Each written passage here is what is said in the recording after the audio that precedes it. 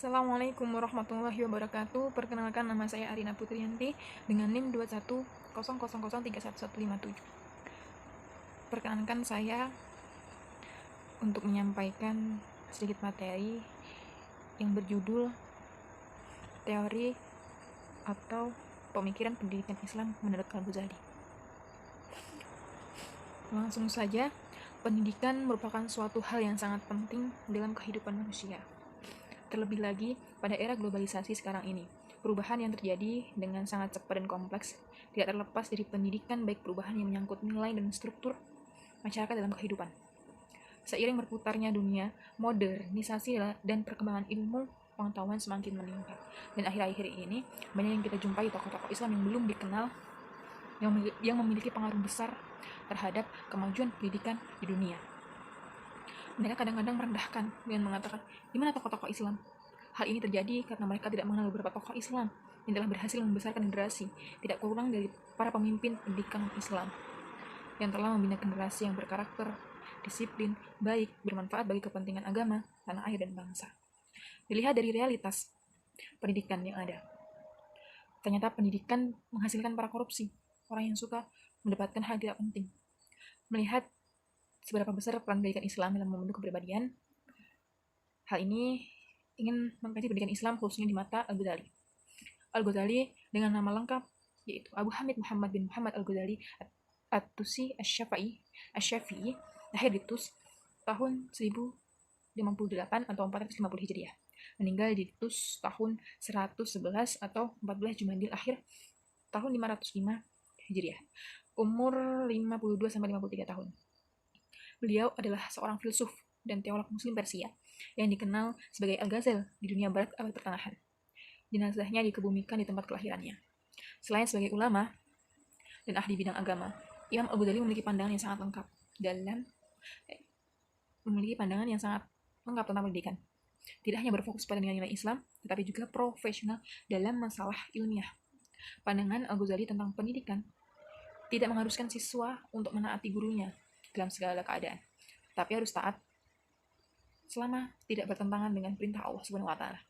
Di sisi lain, Al-Ghazali juga menuntut guru untuk profesional dan selalu menjaga diri dari apa yang dilarang Allah, karena guru adalah panutan bagi siswanya. Al-Ghazali merupakan salah satu tokoh muslim yang pemikirannya sangat luas dan mendalam terhadap berbagai masalah termasuk masalah pendidikan. Pada hakikatnya, upaya pendidikan menurut Al-Ghazali adalah mengutamakan beberapa hal terkait untuk diwujudkan secara utuh dan terpadu. Karena konsep pendidikan yang dikembangkannya dimulai dari kandungan ajaran dan tradisi Islam, yang menjunjung tinggi prinsip-prinsip pendidikan untuk semua. Dengan memahami dan menerapkan nilai-nilai pendidikan dari perspektif Imam Al-Ghazali, diharapkan pendidikan yang dilakukan selama ini lebih bermakna, tidak hanya untuk materi, tetapi untuk kehidupan di masa depan. Adapun temuan-temuan hasil karya dari Al-Ghazali yaitu ada beberapa, yaitu Ayyuhal Walad, yaitu kebangkitan ilmu-ilmu agama. Lalu yang kedua yaitu Ihya Ulumuddin, yaitu kimia kebahagiaan. Dan yang ketiga yaitu Kimia As-Sa'adah, The Nice of Life. Yang keempat yaitu Mishkah Al-Anwa. Dan yang kelima Maqasid Al-Falasifah. Dan yang keenam Tahafud Al-Falasifah. Yang ketujuh yaitu Mi'yan Al-Ilm, The Standard Measure of Knowledge. Dan yang ke-8 yaitu Al-Qisas Al-Mustaqim. Dan yang ke-9 yaitu Mihat Al-Nazar fi Al-Matik. Itu beberapa karya dari Imam Al-Ghazali. Selanjutnya adapun faktor-faktor pendidikan Al-Ghazali. Konsep pendidikan Islam menurut Al-Ghazali adalah upaya perubahan nilai-nilai yang sesuai dengan ajaran Islam dengan pedoman Al-Quran dan As-Sunnah Nabi Muhammad SAW. Secara umum, pendidikan Islam mempunyai karakter spiritual dan kerangka etik dalam tujuan sasarannya. Pemikiran pendidikan Al-Ghazali secara umum, religius. Menurut Al-Ghazali, pendidikan yang benar adalah sarana untuk mendekatkan diri kepada Allah Subhanahu wa taala. Pendidikan juga dapat menghantarkan manusia mencapai kebahagiaan dunia dan akhirat. Dan adapun macam-macam faktor pendidikan menurut Al-Ghazali, yaitu yang pertama yaitu tujuan utama dalam menuntut ilmu dalam mencapai kebahagiaan hidup di dunia dan akhirat. Dan tujuan akhir dari kegiatan pendidikan ada dua, yaitu pertama manusia sempurna yang mendekatkan diri kepada Allah Subhanahu wa taala, dan kedua yaitu manusia sempurna yang memperoleh kebahagiaan di dunia dan akhirat. Dan yang kedua, seorang pendidik. Menurut Al-Ghazali, seorang pendidik harus mempunyai niat dalam mendidik untuk mendekatkan diri kepada Allah Subhanahu wa taala, menjadi teladan yang baik bagi murid-muridnya, dan mempunyai kompetensi dalam mengajar dengan menguasai materi, sikap yang baik, dan menganggap anak didiknya seperti anaknya sendiri. Dan yang ketiga, yaitu peserta didik dalam belajar harus juga ada niat mendekatkan diri kepada Allah Subhanahu wa taala. Jadi yang ketiga yaitu peserta didik. Peserta didik menurut Al-Ghazali, peserta didik ini sebisa mungkin harus menjauhi maksiat, karena ilmu itu suci dan tidak akan diberikan kepada hal yang tidak suci. Tentunya menghormati guru dan rajin belajar. Dan yang keempat yaitu kurikulum. Kurikulum sebagai alat pendidikan yang harus disesuaikan dengan perkembangan peserta didik. Peserta didik diajarkan materi pelajaran secara bertahap, dari materi yang mudah ke materi yang sulit, dan materi ketahuan jadikan landasan utama sebelum diberikan materi-materi yang lain. Contoh bentuk kurikulum pendidikan yaitu perintah, larangan, dorongan, nasihat, anjuran, hukuman, lalu hadiah. Dan yang kelima yaitu lingkungan pendidikan. Menurut Al-Ghazali, lingkungan pendidikan terdiri dari tiga, yaitu lingkungan keluarga, lingkungan sekolah, lingkungan masyarakat. Peserta didik harus dijauhkan dengan lingkungan yang tidak baik, karena akan mempengaruhi perkembangan peserta didik. Oleh karenanya, dari lingkungan keluarga, lingkungan sekolah, dan lingkungan masyarakat, hendaknya peserta didik diberi dorongan ke arah yang lebih baik. Itu faktor-faktor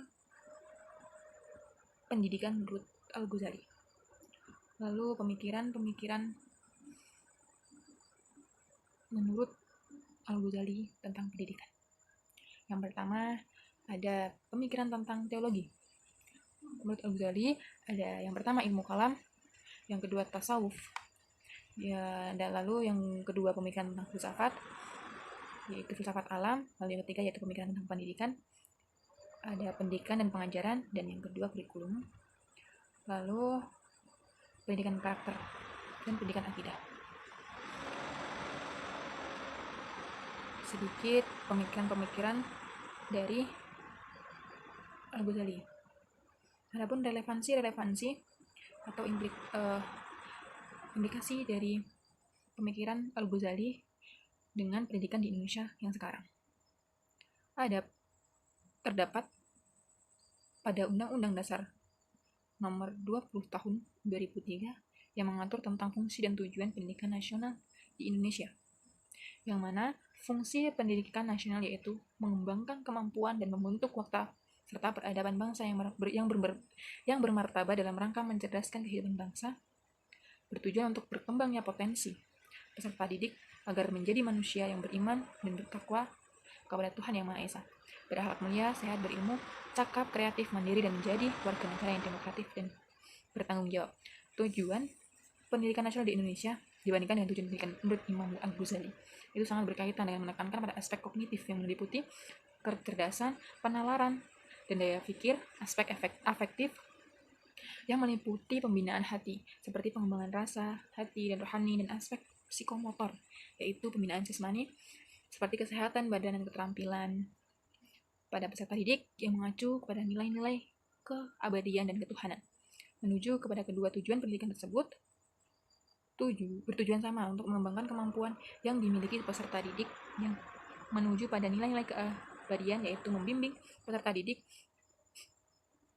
menjadi manusia yang beriman, bertakwa kepada Tuhan Yang Maha Esa dengan mengedepankan akhlak dan intelektualitas para peserta didik. Implementasi dari tujuan pendidikan tersebut sangat tercermin dari kurikulum yang sudah ditetapkan pemerintah dalam kurikulum 2013 yang berbasis karakter, di mana konsep pendidikan Al-Ghazali tertuju pada konsep dasar etika yang lebih dikenal dengan pendidikan akhlak, yang sejalan dengan tujuan pendidikan yang dijabarkan Imam Al-Ghazali, yaitu kesempurnaan insani yang bertujuan mendapatkan kebahagiaan hidup di dunia dan akhirat. Karena pendidikan menurut Al-Ghazali yaitu menghilangkan akhlak yang buruk dan menanamkan akhlak yang baik. Konsep pendidikan Al-Ghazali relevan dengan pendidikan umum yang diterapkannya pendidikan karakter, apalagi dengan konsep pendidikan Islam seperti pada konsep pendidikan di pesantren, yang mana tujuan dari pendidikan nasional diwujudkan dalam proses pembelajaran yang tidak hanya mendepankan religius dan moral, tetapi juga mendepankan aspek intelektual peserta didik. sehingga pada akhirnya akan membentuk peserta didik yang tidak hanya pandai dalam religius dan moral, tetapi juga dalam intelektual. Dalam konsep pendidikan Islam di Indonesia yang sangat kental akan dengan kereligiusannya dan mendepankan nilai keabadian yang tercermin dalam keragaman dan mata pelajaran yang wajib diikuti peserta didik dengan mengkombinasikan mata pelajaran untuk pelajaran umum seperti sains, matematika, PPKN, sejarah, dan mata pelajaran agama seperti sejarah dengan mata pelajaran seperti Al-Quran, Al-Hadis, bahasa Arab, ilmu fikih, dan lainnya. Maka dari itu relevansi dengan konsep pendidikan menurut Al-Ghazali dengan perkembangan peserta didik sangatlah berkaitan dan tidak hanya mengembangkan aspek religius dan moral, tetapi juga dengan mengembangkan aspek intelektual. Ada juga relevansi antara peran pendidikan dengan peserta didik dalam konsep pendidikan menurut Imam Al-Ghazali dengan konsep pendidikan di Indonesia.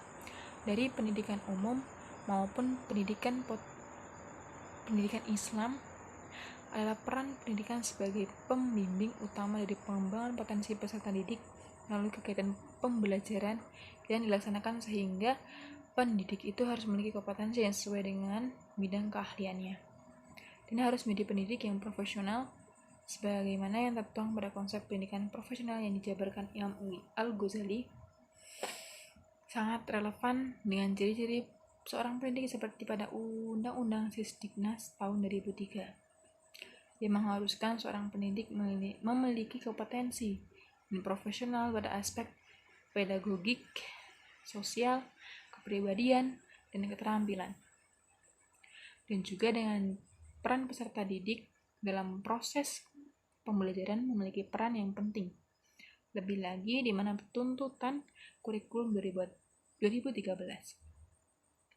Peserta didik dituntut untuk mendapatkan pemahaman melalui pengalaman sendiri yang tentunya dengan arah dari pendidik sehingga peran pendidik dan peserta didik harus sesuai dengan porsinya masing-masing. Konsep pendidikan Al-Ghazali dalam konsep pendekatan dan metode yang diterapkan dalam hal pendekatan pembelajaran lebih mengacu pada pendapatan, konsep melalui pembiasaan dan pengalaman dengan pendidik sebagai pembimbing segala aktivitas pembelajaran dan memberikan bimbingan kepada peserta didik. Mengkonstruk pemahamannya, menumbuhkan aspek moralitas, intelektual, mental, dan spiritual pada nilai-nilai ketuhanan. Dan itu saja yang dapat saya sampaikan. Sekian, terima kasih. Jazakallah khairan katsiran. Assalamualaikum warahmatullahi wabarakatuh.